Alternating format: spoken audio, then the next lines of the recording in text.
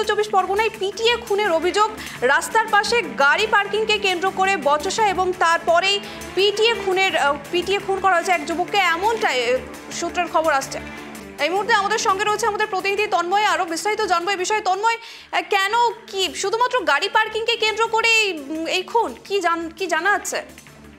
একবারই দেখো, আজকে সকালে কিন্তু স্থানীয় এক যুবক দিলীপ দাস থেকে কিন্তু তার দুই বন্ধুকে নিয়ে ব্যারাকপুরের ইসাপুর এলাকায় তিনি যায় কচুরি খেতে, এবং সেই কচুরি খেতে যাওয়ার সময় তার যে 4 চাকা গাড়িটি সেটি কিন্তু পার্কিং করে রাখে একটি বাড়ির সামনে। সেই বাড়ির সামনে পার্কিং করে রাখাতেই ওই যে বাড়ির যে যুবক ছিল সৌভিক রায়, তার সঙ্গে কিন্তু হঠাৎই বচসা বাঁধে, এবং বচসার পরে কিন্তু এই দিলীপ দাসকে কিন্তু মারধর করা হয়। জানা যাচ্ছে স্থানীয় বাসিন্দারা যেটা জানাচ্ছে, প্রথমে বচসা বাঁধে এবং পরবর্তীতে কিন্তু তাকে এই যে দিলীপ দাসকে কিন্তু একটু ঘুষি মারে সৌভিক রায়, এবং পরবর্তীতে তাকে কিন্তু বিএন বসু হাসপাতালে নিয়ে যাওয়া হয়। সেখানে বেশ কিছুক্ষণ চিকিৎসার পর তার মৃত্যু হয়।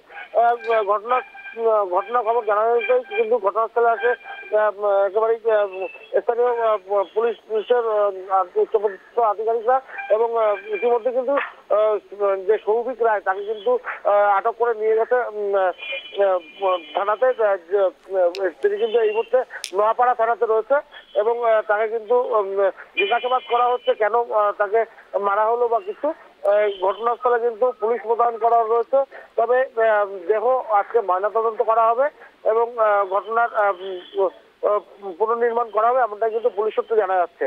পায়েল, ধন্যবাদ তন্ময়। যেমনটা আপনাদেরকে জানাচ্ছিলাম যে উত্তর চব্বিশ পরগনায় পিটিয়ে খুনের অভিযোগ, রীতিমতো রাস্তার পাশে গাড়ি পার্কিংকে কেন্দ্র করেই বচসা এবং তারপরেই পিটিয়ে খুন করা হয় যুবককে।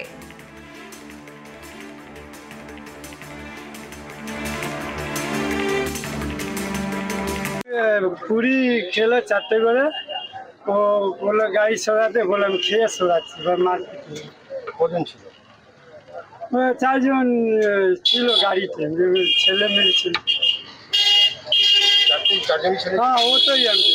রাস্তার ওপর একজন একটা গাড়ি রাখে, সে এইটা নিয়েই সমস্যাটা তৈরি হয়েছে। বাড়ির মালিকের আপত্তি ছিল, সেখান থেকেই একটা তর্কাতর্কি, এবং যে বাড়ির মালিক তারা যে গাড়ি এবং তার ড্রাইভার, তাকে মানে ড্রাইভারও যে গাড়ির মালিকও সে, তাকে একটা ঘুষি মেরে দিয়েছে। দুর্ভাগ্যবশত সেই এক ঘুষিতেই তার প্রাণটা